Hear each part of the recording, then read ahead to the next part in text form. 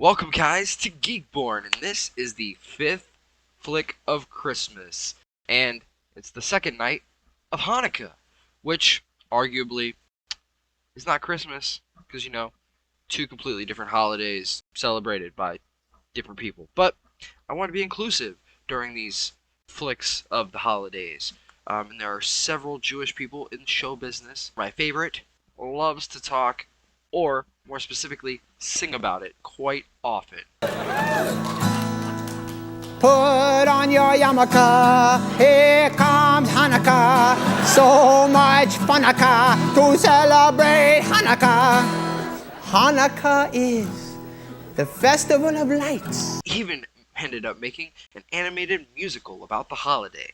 So let's go see Adam Sandler for these 8 crazy nights. Rob Schneider is our narrator.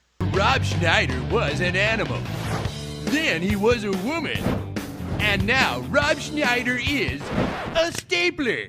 Rob Schneider is the stapler. Rated PG-13. And narration seems to be a very popular running theme in holiday films. I guess I just never realized it growing up watching these films. He tells us about Adam Sandler's main character, Davy, and he compares him to the town's Scrooge. Turns out Davy used to be a great student and athlete, but now he's just a drunk, crazy Jewish guy. He dined and dashed and tried to drive drunk, and then the cops ended up going on patrol, ended up seeing him and stopping him, talking to him a little bit. He pretends to sex his car. Yeah, this grown man pretends to sex a car before the cops end up finding out that he dined and dashed and end up chasing him off. While Davy's on the run, he ends up singing a song about how he hates the holidays. And of course, he causes some damage on this running spree, and he ends up in court shortly after. A guy named Whitey, who's also voiced by Adam Sandler, so Adam can do one of his funny voices, is a shorter man with some health issues, but he refs the youth basketball games, and he wants to watch over Davy for a bit and try to see if they can give him one last chance. Davy is constantly stubborn and rude and honestly just the worst to Whitey. Which seems to be kind of a common thing for most people around town, to be honest with you. Whitey is a nice dude, but people just don't seem to be very nice to him. But Whitey is super innocent, very kind, doesn't quite understand all these times that people are being very mean to him. Every year, the city gives away a patch called the City All-Star, and Whitey has been trying to win this award for the last 35 years. The whole 35 years, they've been giving away the award. Davy and Whitey end up reffing a game after the court hearing, and Davy is told that he needs to call a foul, on a kid, and he ends up doing so, but he calls it on the kid because he's fat. Just being mean and making the kid cry because Davy likes to be mean to kids. Well, most kids. We'll see a little bit about that later on. Whitey is super stressed and ends up having a seizure.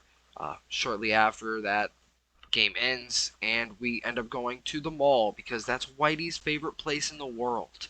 He has a little poem that he ends up calling out all of the stores. He says it was, on the spot, but I feel like it might have been a little rehearsed. We learned that Davy, when he was a kid, also played youth basketball, and he was very close to a girl named Jennifer.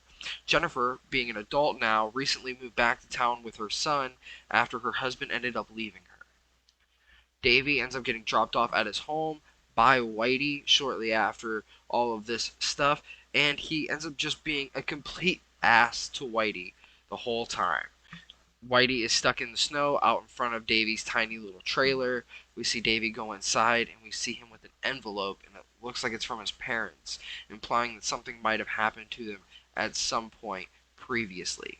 Whitey is still stuck in the snow, but eventually some deer come along, and they give him a push, and Whitey is on his way home. It turns out Whitey has a sister named Eleanor, who he actually lives with. We also end up seeing that he does some odd jobs around town because all he really does is volunteer to ref at these games. So he's got to make money to afford to live somehow, especially with all of the makeshift Christmas lights that he has in front of his house. Kind of sweet. He ends up running into Davy while he's cleaning porta potties. Davy ends up putting Whitey into one of these porta potties and shoving it down the hill. Then Davy comes around, looking kind of helpful, with a hose looking to spray him off, but the water ends up freezing, turning him into Smell you later, Poopsicle. Eventually, those same deer end up coming back and they lick all that nasty ice away, and he's free to leave. Whitey and Davy end up getting goaded into a basketball game while they're hanging out at the rec center. Pretty quickly, Whitey ends up getting hit in the face by one of the balls and getting knocked out. Whitey was watching Jennifer's son, Ben, so he ends up joining the game whenever Whitey is unable to play. Ben and Davy end up just kicking butt, and Jennifer ends up watching the end of the game from the front door of the rec center. She gets to see her son make this cool shot, though he ends up saying some pretty nasty stuff because Davey ended up provoking him into saying some things. Pretty rude, and of course Jennifer ends up getting upset with Davey. It seems like a lot of this stems from Davey hating himself, but I'm sure that there's more going on that we'll learn in a bit. He and Jennifer end up singing a song that's mostly a duet of them talking about how things were when they were younger, how close they were. We see that Davey's trailer is getting burnt down, and it's being burnt down by the guy who he just beat at this basketball game. He rushes in to snag the envelope that he were talking about earlier, and he can stay with Eleanor and Whitey.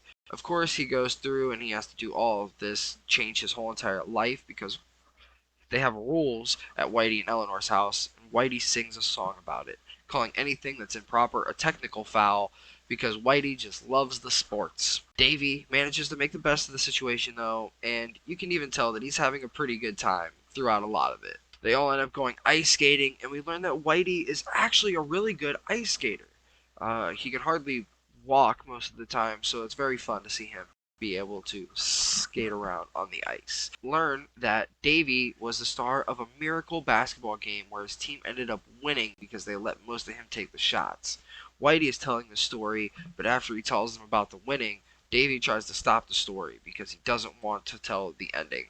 Eleanor is really curious about what happens though, and it turns out Davey's parents were in an accident on their way to the game and they ended up passing away. He wanted to win this game as a gift to all the parents of the team members, and because they hardly ever win, and he stops a couple of times during the game to see if his parents are there, and he doesn't see them. He learns at the end of the game that they passed away.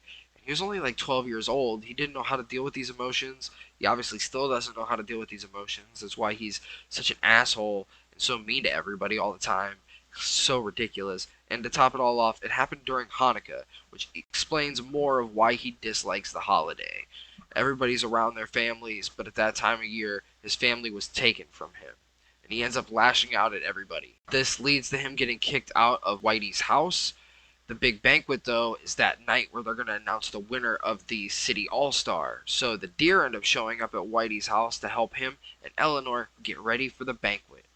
Davey, though, he just ends up getting drunk, and he breaks into the mall because he wants to talk to Jennifer. Jennifer, she works at the mall, but everybody's getting ready for the banquet, so the mall's closed. Of course, while he's there, though, the mascots and the logos of the mall end up coming to life. Super crazy. And they end up singing to Davey and telling him that he needs to let out all of his emotions. After years, he opens up the card, and it turns out it was a Hanukkah card from his parents with a picture of them all together.